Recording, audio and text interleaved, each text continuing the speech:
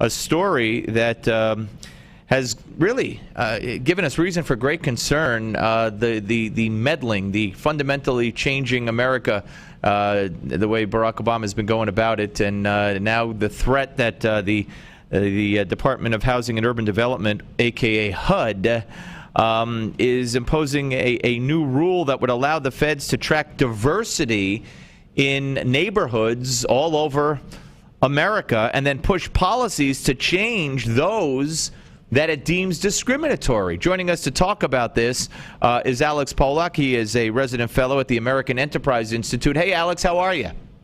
I'm very good, and thanks very much for having me. Well, it's my pleasure. So what the heck are they trying to do here? Well, we have seen, especially in housing finance over the years, a whole series of efforts by the bureaucrats in Washington to enforce what are racial quotas, in fact, in the giving of mortgages and in other aspects of housing, and this is just another example of it, unfortunately. Well, we saw what happened with the mortgages. I mean, I play the tape all the time of Andrew Cuomo, HUD secretary under Bill Clinton, announcing a settlement with a bank in Texas, $2 billion, and that bank was accused of being racist in their lending policies simply because they lent more to whites than blacks. Never heard any statistics on whether or not those blacks or minorities were able to qualify for those loans or afford those loans. In fact, Cuomo said it's affirmative action. These people would not be able to get the loans if it weren't for this settlement, and a lot of them will default. So we've seen where that led us. I mean, and now this guy's governor of New York State and a possible presidential candidate. But that's what got us to the housing crisis, that kind of mentality. Lawsuits filed. Well, the idea of trying to force people to make loans, right, and by the way, we're headed back. We're headed back to that mentality now. But let's talk about this. I mean, what can HUD realistically do when they go in and study and they find something they don't like? What can they impose upon these neighborhoods? I don't know that, but when you have runaway bureaucracies, which is what we have in this country, they can make a lot of trouble for the citizens who are going about their lives. And we have a group in Washington, especially around HUD, and of course it was HUD who made up the lending so-called goals, which were actually quotas for Fannie Mae and Freddie Mac, which helped take them into bankruptcy or into insolvency. So when you have a government by bureaucrats instead of a government by checks and balances and laws, they can make a lot of trouble.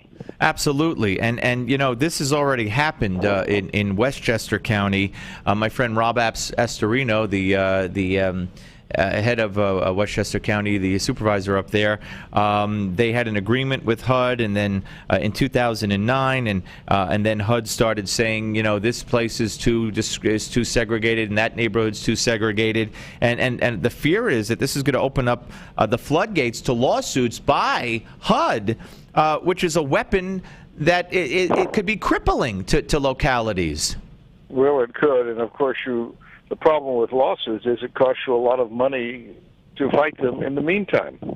Even if you're right in the end and you win, you got a better chance with the judges and the court to do with imperial bureaucrats. But by a problem in general with American life is that by suing you impose such distraction and such cost and such publicity, which you of course try to make into the worst publicity you can, that then you force people to settle and make them do things they don't want to do. So it's a real issue, and it's one example of the problem of this term I used before, and I think it's the biggest political problem in America today, which is the imperial bureaucracy. Yeah, we're talking to Alex Pollock. He is a resident fellow at the American Enterprise Institute here on the Steve Malzberg Show.